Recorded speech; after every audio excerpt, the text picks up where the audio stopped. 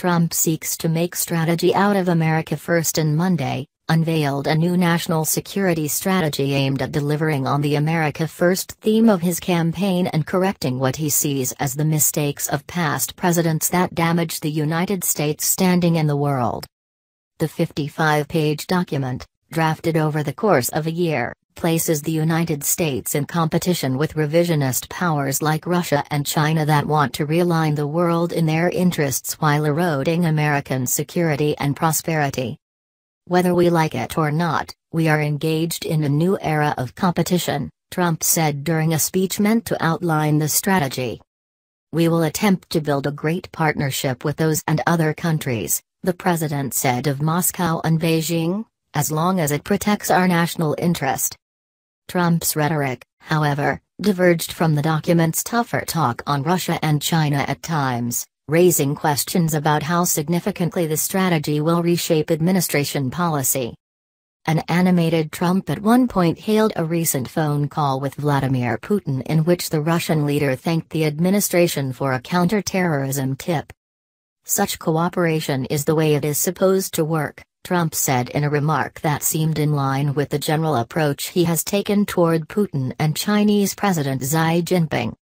Trump reiterated his campaign promises to strengthen U.S. borders and fight radical Islamic terrorism, a favorite term of the president that was not used in the strategy document. Trump also made it clear he is willing to buck the international community to get his way. The president rattled off a number of moves he said delivered on those promises, including the withdrawal from the job-killing Trans-Pacific Partnership Trade Pact and the expensive and unfair Paris Climate Accord. He also promoted stock market gains, a strong jobs market and the expected passage of a tax bill in Congress as evidence of his success. A nation that does not protect prosperity at home cannot protect its interests abroad, Trump said. Every president is mandated by Congress to issue a national security strategy, which is designed to guide the administration's decision-making in foreign affairs. The formal strategy articulates two broad themes of the Trump administration's approach, what senior officials call an unprecedented focus on homeland security and the border and a greater emphasis on economic issues. It asserts that a nation without borders is not a nation, calling for Trump's signature campaign promise of a border wall and more recent demands to end so-called chain migration and the diversity visa lottery. In a break with former administrations, the document does not include the goal of spreading democracy abroad, nor does it consider climate change to be a national security threat, as the Obama administration did. While the strategy was meant to set a unified approach to tackling the world's thorniest problems, Monday's rollout showed the divisions within the Trump administration over Russia's attempts to interfere in the 2016 election.